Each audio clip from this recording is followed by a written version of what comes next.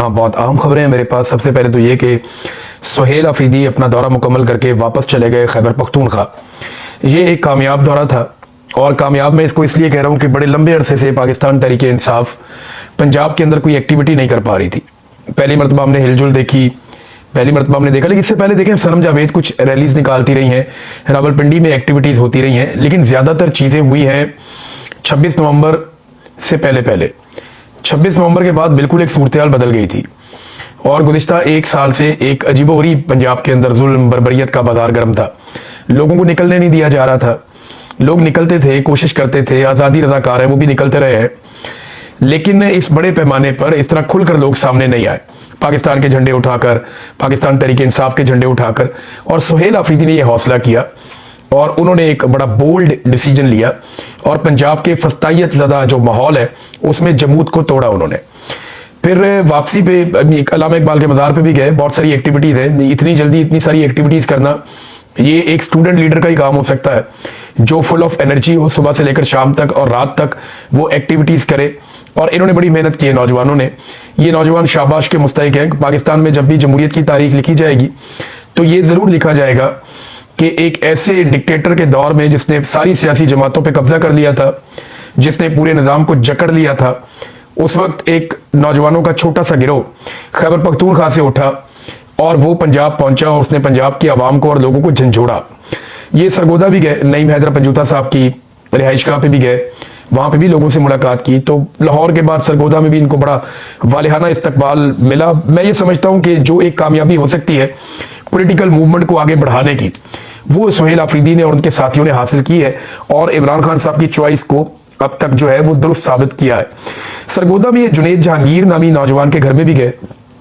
ये जो जुनेद जहांगीर है या एक सैयद सलमान रजा साहब है, ये दो लोग यूएई में रहते थे, सोशल मीडिया एक्टिविस्ट हैं। इन दोनों को यूएई की हुकूमत ने कैद में डाल दिया, उनके इदारों ने कैद में डाल दिया, इनका अब तक कुछ पता नहीं है।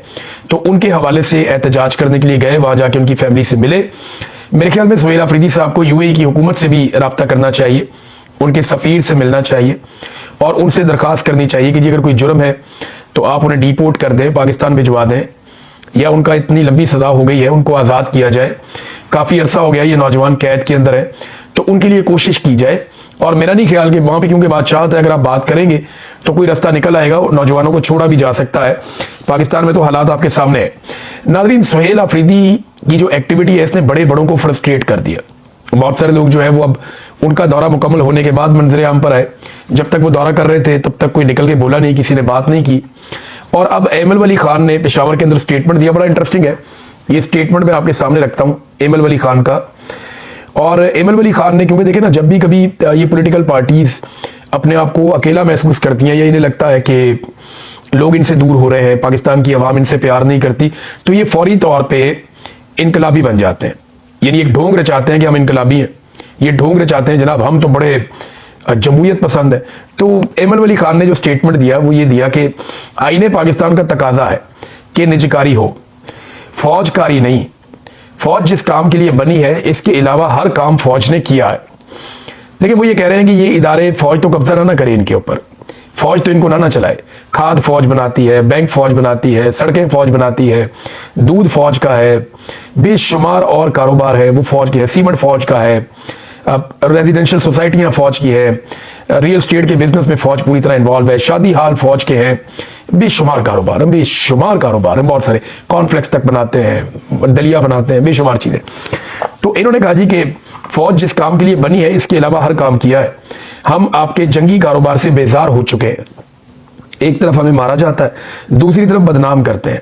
अगर आपने रियासत को ठीक करना है तो ट्रुथ कमीशन बनाया जाए, ये एमल वली खान ने कहा।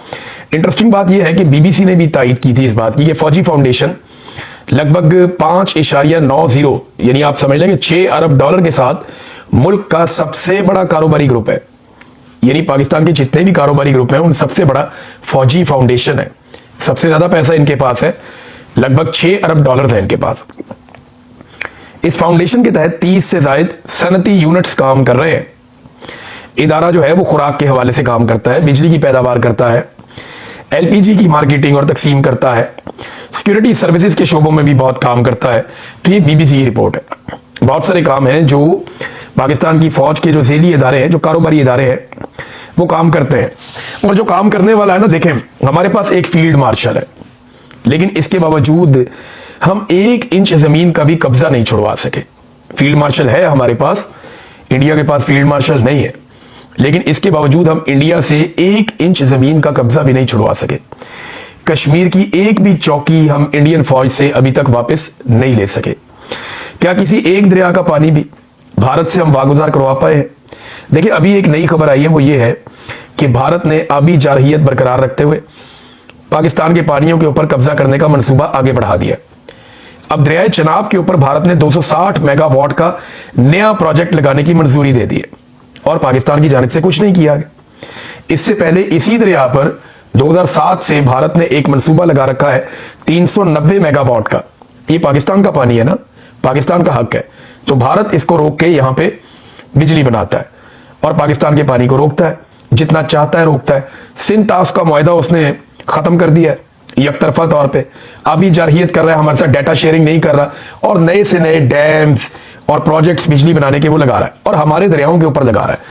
इसके लिए फील्ड मार्शल के पास क्या कोई प्लान है? इन डैम से अपना पानी कैसे छुड़वाना है, इसके ऊपर कोई मंसूबा है? यानी हम लीबिया तो पहुंच जाते हैं, सूडान की लड़ाई के लिए वेपन हम दे सकते हैं, हम यूएई पहुंच जाते हैं, दुनिया भर के फड्डों के अंदर हम पड़े जाते हैं, हम गजा अपनी फौज भेजने को तैयार है, लेकिन इंडिया से अपना पानी कैसे वागुजार करवाना है, इसके लिए कोई मंसूबा हमें दिखाई नहीं देता। हमारे पास एक फील्ड मार्शल है, लेकिन हमने 1 इंच जमीन भी अभी तक वापस नहीं ली, जो कश्मीरियों की जमीन है। जबकि जो तैयारे हैं वो पाकिस्तान एयरफोर्स ने गिराए, पाकिस्तान एयरफोर्स ने तैयारे गिराए और बड़ी फौज के सरबराह जो है वो फील्ड मार्शल बन गए। ये नाज़रीन, क्योंकि उनका कंट्रोल होता है ना पाकिस्तान के ऊपर, वो कुछ भी बन सकते हैं। तो अब इंडिया के पास फील्ड मार्शल भी नहीं है और पाकिस्तान के पास फील्ड मार्शल है, लेकिन इसके बावजूद पाकिस्तान की एक्सपोर्ट्स 36 से 38% तक गिर गई हैं। और भारत के पास फील्ड मार्शल नहीं है, लेकिन इसके बावजूद न्यूजीलैंड के साथ उनका एक फ्री ट्रेड का तारीखी मुआहदा हुआ है और वो ये कहते हैं जी $20 अरब मजीद न्यूजीलैंड वहां पे इन्वेस्ट भी करेगा। 80% उनकी जो चीजों की आपस में ट्रेड है, वहां पे वो किसी किस्म के टैक्सेस नहीं होंगे और 15 साल सरमायाकारी का एक नया मंसूबा भी आ गया इंडिया का और उनका न्यूजीलैंड का। दुनिया की बड़ी बड़ी कंपनियों के साथ इंडिया मुआहदे कर रहा है, हालांकि उनके पास एक भी फील्ड मार्शल नहीं है। हमारे पास फील्ड मार्शल है, इसके बावजूद हमारे यहां से बड़ी बड़ी कंपनियां जो मल्टीनेशनल कंपनी है वो पाकिस्तान छोड़कर भाग गई। हमारे पास फील्ड मार्शल है, इसके बावजूद पाकिस्तानी रोजाना पाकिस्तान को छोड़कर भागना चाहते हैं। पाकिस्तान दुनिया का नंबर 1 मुल्क है जिसके शहरी उस मुल्क को छोड़कर जा रहे हैं। भारत के पास फील्ड मार्शल नहीं है, लेकिन इसके बावजूद उसकी मईशत आगे जा रही है, उसके लोग तरक्की कर रहे हैं, उसका रुपया तरक्की कर रहा है। पाकिस्तान के पास फील्ड मार्शल है, इसके बावजूद हमारे 5000 डॉक्टर, 11000 इंजीनियर्स और 13000 हमारे अकाउंटेंट्स और बहुत सारे और लोग पाकिस्तान छोड़ गए 2 साल में, हालांकि हमारे पास एक फील्ड मार्शल है। ये बड़ी अजीबोगरीब और मायूस कुन सूरत हाल है, जिससे पाकिस्तान को हर हाल में निकलना होगा।